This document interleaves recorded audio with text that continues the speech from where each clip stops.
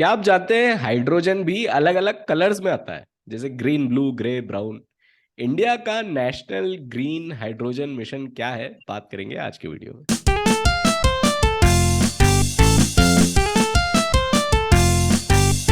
एक कहावत है, data is the new oil. इसका मतलब ये भी है कि ऑयल अब पुराना हो चुका है और फ्यूचर में शायद ऑयल के बिजनेस में उतना मुनाफा ना हो जितना आज होता है।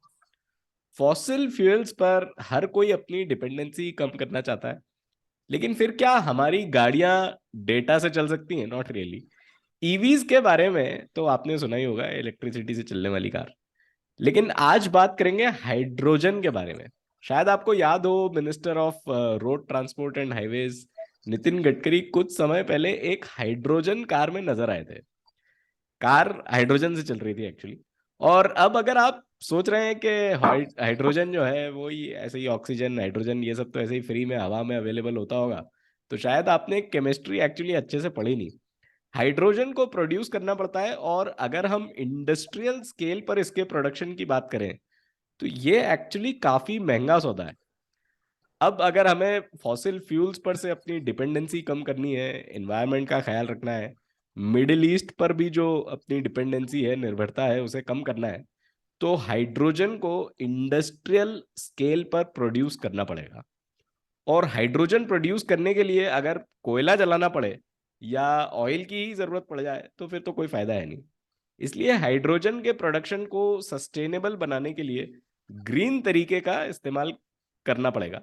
और इन्हीं ग्रीन जो तरीके हैं, इनसे बना हुआ हाइड्रोजन ग्रीन हाइड्रोजन कहलाता है।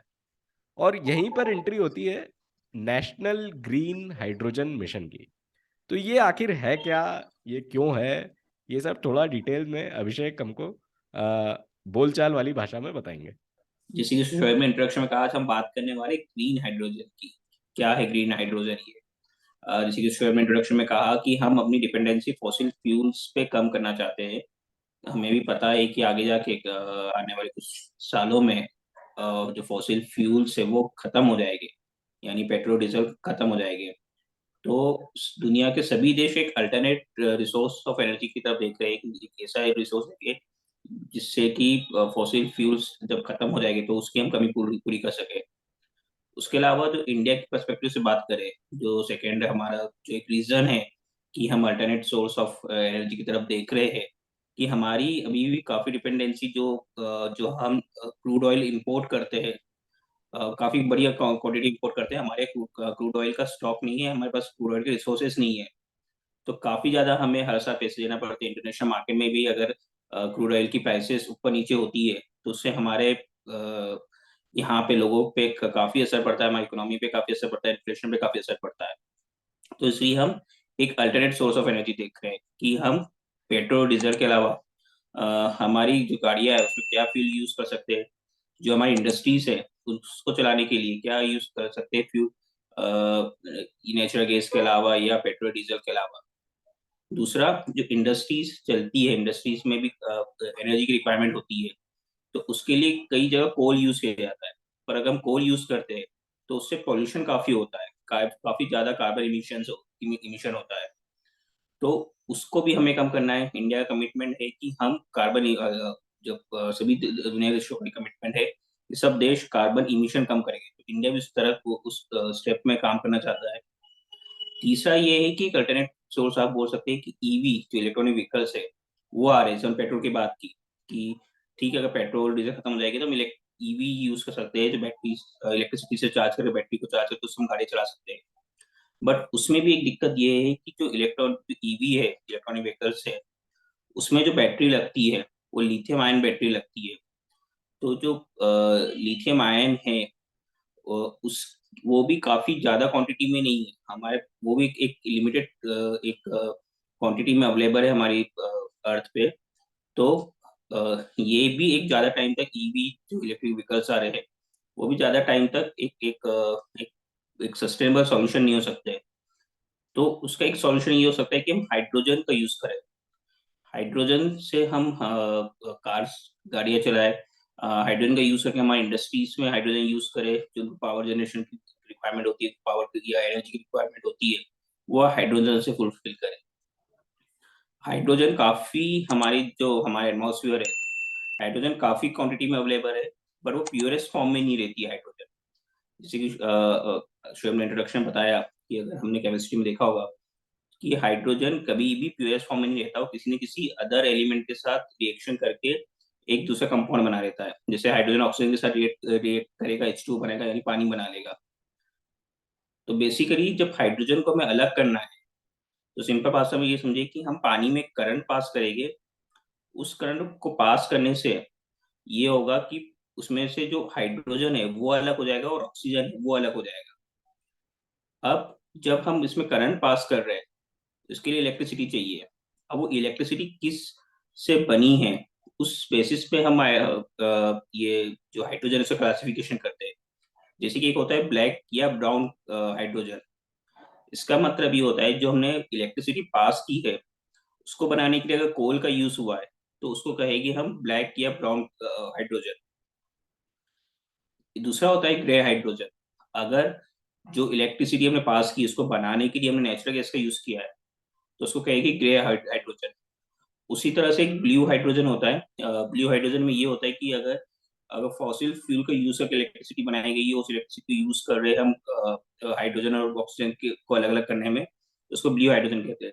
तीसरा और जब हम एक जो बात कर रहे हैं आज, ग्रीन हाइड्रोजन। ग्रीन हाइड्रोजन वो होता है कि ऐसे इलेक्ट्रिसिटी का रिसोर्स को यूज करना जो रिन्यूएबल सोर्सेस हो, फॉर एग्जाम्पल विंड एनर्जी हो, सोलर एनर्जी हो, इनको यूज करके इलेक्ट्रिसिटी बनाई जाए और उससे हाइड्रोजन और ऑक्सीजन को अलग अलग किया जाए। तो ये जो हाइड्रोजन बनेगी उसको हम कहेंगे ग्रीन हाइड्रोजन।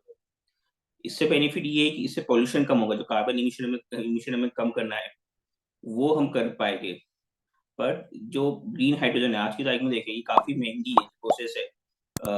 कि आप सोलर या विंड एनर्जी का यूज करके हाइड्रोजन बना रहे हैं, काफी महंगी है। अगर आप देखें कि एक अप्रोक्सीमेट कॉस्ट देखें, जो ब्लैक हाइड्रोजन है, जो कि कोल को यूज करके बनाई जाती है, उसको बनाने में जो खर्चा आता है वो 0.9 टू 1.5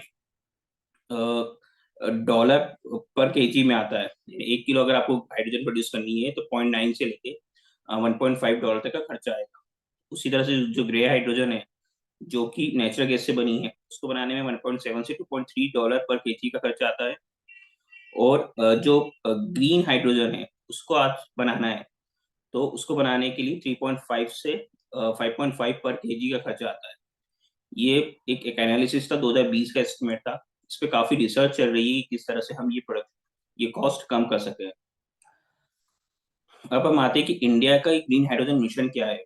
प्राइम मिनिस्टर ने 2021 में इंडिपेंडेंस डे 15 अगस्त को ये कहा था कि इंडिया एक ग्रीन हाइड्रोजन मिशन लॉन्च करेगा, जिसमें हम ये चाहते हैं कि हम जो दूसरे जो अभी अवेलेबल सोर्स ऑफ एनर्जी है, उस पर हमारी डिपेंडेंसी कम करें और हम एक अल्टरनेट सोर्स ऑफ एनर्जी की तरफ जाए, जो कि एक हाइड्रोजन हो सकता है, ग्रीन हाइड्रोजन हो सकता है।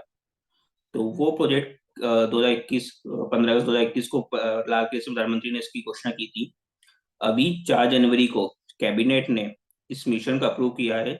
और इस मिशन के लिए इनिशियल जो एक फंडिंग होती है, कि आपको कुछ भी काम करना है, उसकी इनिशियल फंडिंग लगेगी, तो 19,744 करोड़ रुपीस इसके लिए जो यूनियन कैबिनेट है उसने सैंक्शन किए हैं।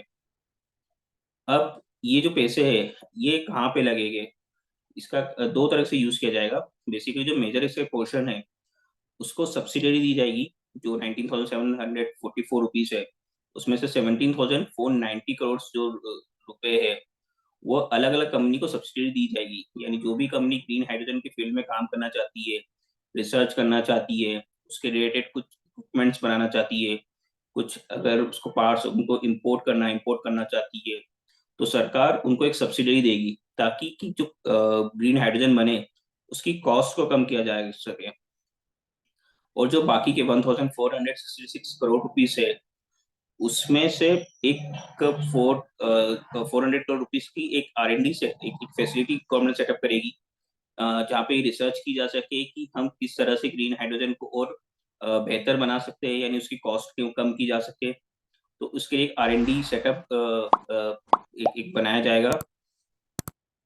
और बाकी के जो 3,088 करोड़ रुपीस है, वो डिफरेंट मिसलेनियस जो खर्चे है इस पूरे मिशन के लिए, उसके लिए गवर्नमेंट ने अलॉट किए हैं। तो इसमें कई जो कंपनी इंडियंस कंपनी है, जो अभी जैसे अब रिलायंस की बात करें, इंडियन ऑयल बात करें, एचपीसीएल की बात करें, जो कि अभी oil and petrol marketing company है या ऑयल प्रोडक्शन कंपनी है, वो भी इनका भी काफी फोकस रिन्यूएबल एनर्जी में है। इसमें कई स्टार्टअप्स है जो कि इसमें काम कर रहे हैं ग्रीन हाइड्रोजन पे। तो ऐसी कई कंपनियां जो काम कर रही है, उसको ये बेनिफिट होगा कि उनको सब्सिडी मिलेगी और एक अल्टरनेट सोर्स ऑफ एनर्जी की तरफ हम आगे बढ़ सकते हैं। एक एस्टिमेट है कि 2050 तक आने वाले 25 साल में जो टोटल एनर्जी की रिक्वायरमेंट होगी पूरी दुनिया में, उसमें से 25% ग्रीन हाइड्रोजन से आएगा। इंडिया के अलावा कई कंट्री इसमें रिसर्च कर रही है, कई इसमें काम चल रहा है। तो हम भी इस पे पीछे नहीं रहना चाहते, इसलिए हमने एक इनिशिएटिव लिया है कि हम एक आगे बढ़े और आगे जाके हम एक अल्टरनेट एक क्लीन एनर्जी के जो सोर्स है ग्रीन हाइड्रोजन, उस पे हम एक इंडिपेंडेंस हासिल कर सके, ताकि हमें दूसरी कंट्री पे डिपेंड नहीं होना पड़े। जैसे हमें फॉसिल फ्यूल्स के लिए क्रूड ऑयल की दूसरी कंट्रीज पे डिपेंडेंट है, तो उस तरह से हमें जब ग्रीन हाइड्रोजन लगभग 25% एंड पूरी दुनिया की रिक्वायरमेंट जो रिक्वायरमेंट एनर्जी की रिक्वायरमेंट है उसको ग्रीन हाइड्रोजन फुलफिल करेगा, तो हम इंडिपेंडेंस हो सके और हो सके तो हम दूसरी कंट्री में भी इसको एक्सपोर्ट कर सके। ये जो पूरा मिशन है, इसमें ये एस्टिमेट लगाया गया है कि इसमें जो एम्प्लॉयमेंट होगा लगभग 4 लाख नई नौकरियां जनरेट होगी, रोजगार के अवसर जनरेट हो गए।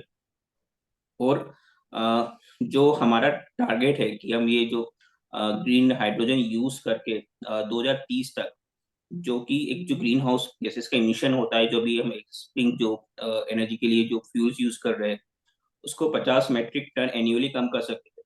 और जो फॉसिल फ्यूल्स का इंपोर्ट का जो हमारा बिल है, उसको सालाना हम 1 लाख करोड़ से कम कर सके। तो ग्रीन हाइड्रोजन मिशन बहुत सारे एक एक तीर से बहुत सारे निशाने मार रहा है अगर आप देखें तो।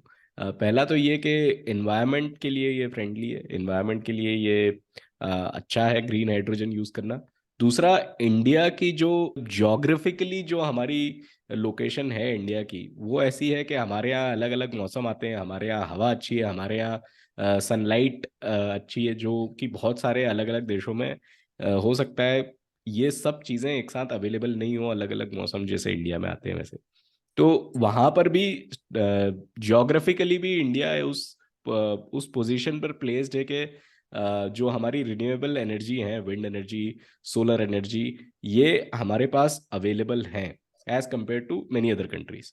तो एनवायरनमेंट के लिए अच्छा है, हमारा जो एनवायरनमेंट है वो ऐसा है जो इसे प्रोड्यूस करने के लिए हेल्पफुल रहेगा। और तीसरा, अभिषेक ने जो नंबर्स मेंशन किए वो ये जानने में भी हेल्पफुल है कि आपका और हमारा टैक्स का पैसा सरकार कहाँ लगा रही है, और आगे हम इंडिया एक मेजर प्लेयर रहे हाइड्रोजन के इस गेम में जो आने वाला है वहां पर खर्च कर रही है।